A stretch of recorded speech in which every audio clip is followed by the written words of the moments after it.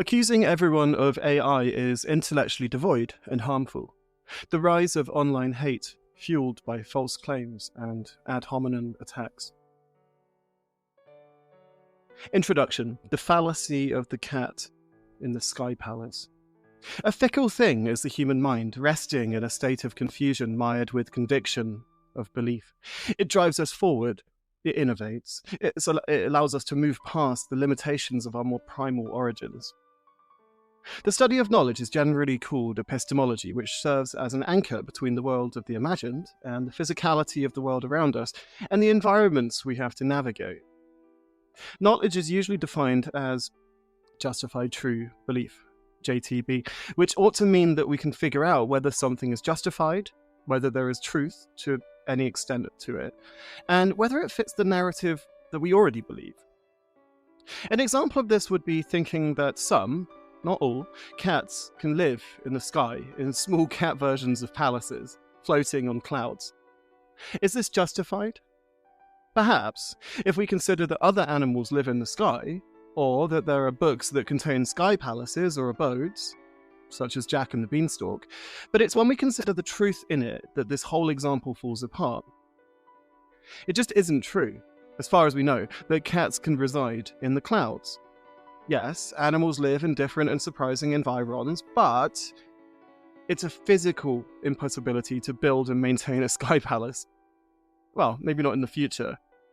But therefore, the proposition that cats could live in the sky is entirely false, for the time being, and as far as we know, and isn't justified or a true belief. It's just a belief, albeit a cute one to consider. There was a time that creating art or music involved a basic human-created instrument, such as a pencil, a harpsichord, a piano, or a drum. And we would manipulate these tools to create something imagined, drawing inspiration from the real world. No one contested whether cave paintings of elk and mammoths were the actual real thing. Of course, a drawing of a prehistoric animal in a cave isn't the actual animal itself. And over time, we have obviously moved past these basic tools and moved on to typewriters, the printing press, to electronic keyboards, synthesizers, virtual instruments, spell checkers, translators, and, importantly, to machine learning and AI in all its forms, as well as quantum computing and processing, to name but a few, and in a very non-technical sense.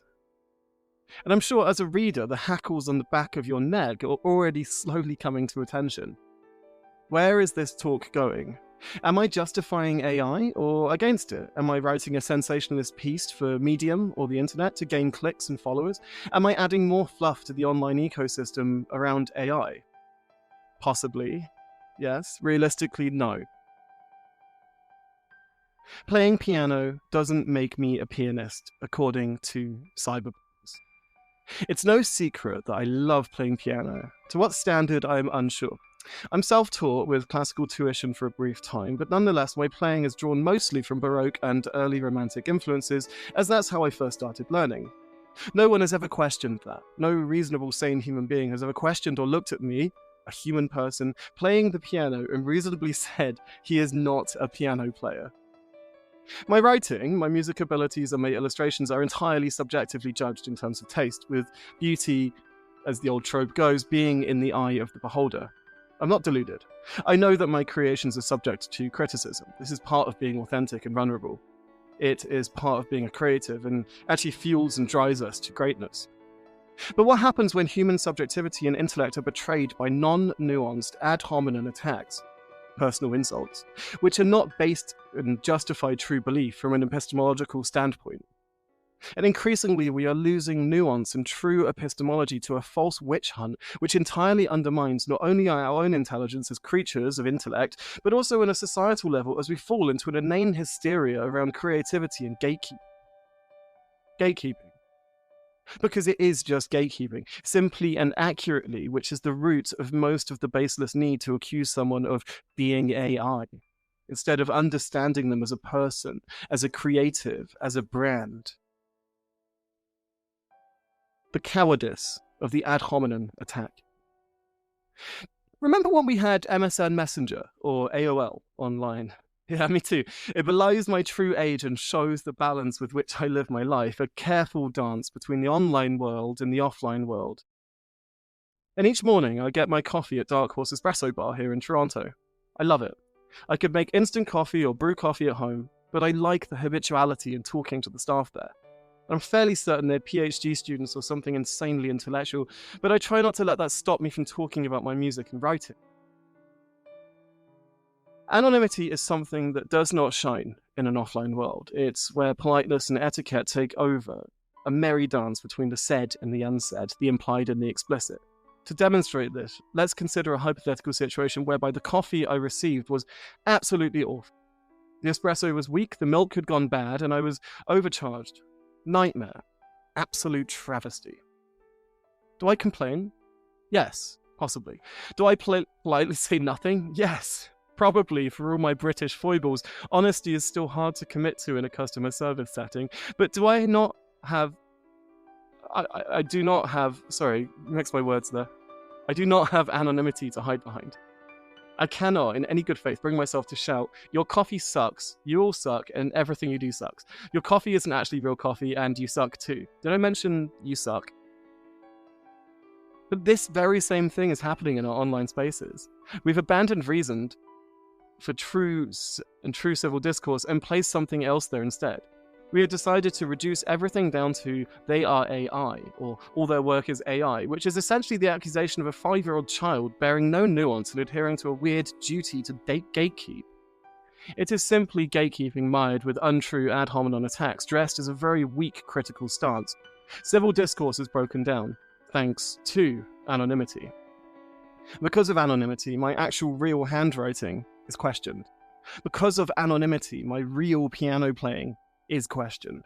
Because of anonymity, my 10 or more hours per day of creating, writing, composing, articulating is questioned, invalidated, even criminalized. But what does authenticity mean in the age of just clicking a button? Remember music class? I do. I do. I dreaded it, hated it. And I recall having to play Speed Bonnie Boat on the recorder. I can still hear it now in my head. Or basic piano pieces in class. It was hideous and I truly hated it. But when sitting at the piano or the recorder, I could not press a button and generate a song. I had to figure out the notes and build pieces, even when self-taught, to create from the deepest quagmires of my mind by expressing what was inside through my music. But I know this. I know what it's like to truly create. I know what human endeavor looks like. I know authenticity and I know my crafts. So what happens when this is questioned? What happens when a pianist, like me, is questioned and deplatformed anonymously and maliciously? As a gay person, I'm a walking, living, breathing epitome of what it means to feel inauthentic constantly. Translates to most things I do, down to how I love, who I love, to how I live my life, to the future trajectory of my life, to small talk with strangers, and in many other facets of my life. Being queer is, sadly, being told you are something you're not in a constant, daily basis.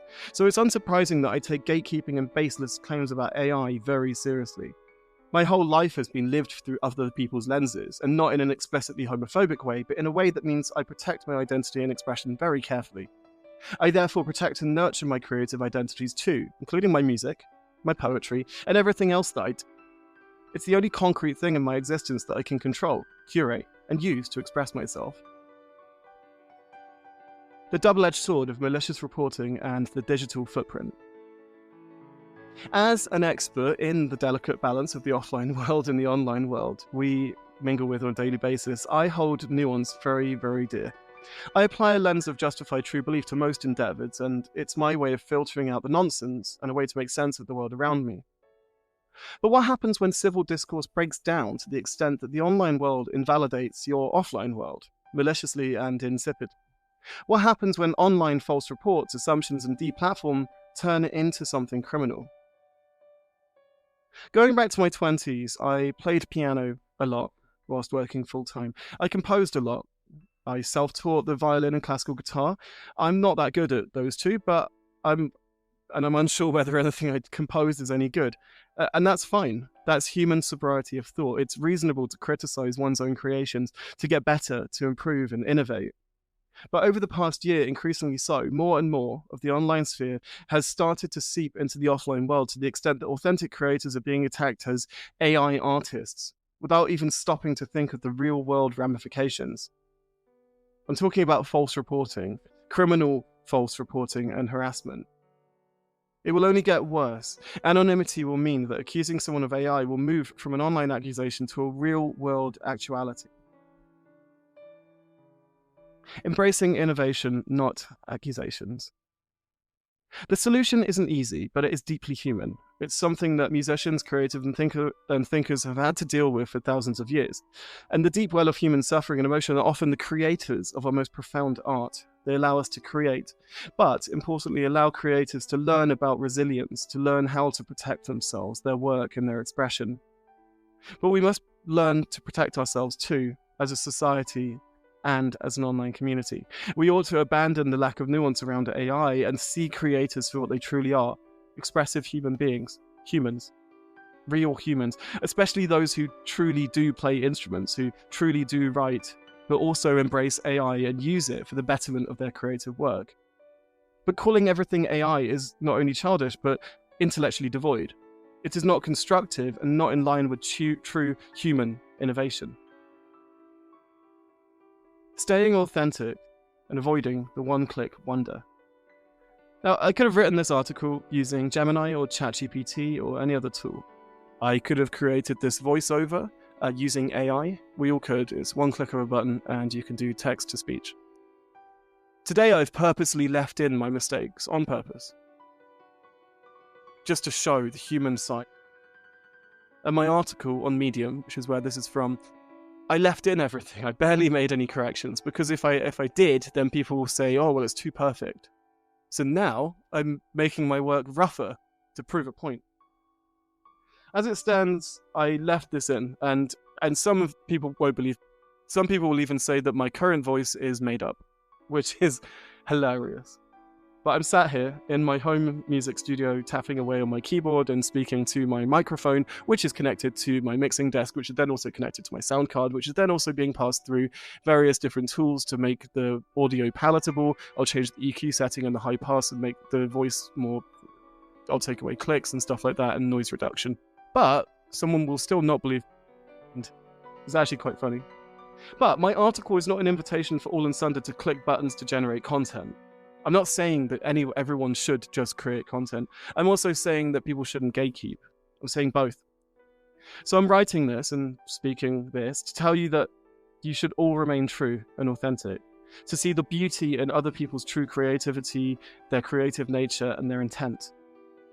Their intent. See, AI can be an incredible tool. I use it for editing down text, and again, like I said, not this article. Checking whether my poems are impactful or too cryptic. I use AI to help me draft new drum tracks for my human-made piano music, which I turn into neoclassical house music. We should all be using AI like this, and it helps to make society better. We should be using it, obviously sparingly, to help us be better at what we do. But we should not abandon reason for baseless personal attacks and harassment. Stay authentic, stay innovative, and stay true to your intellect.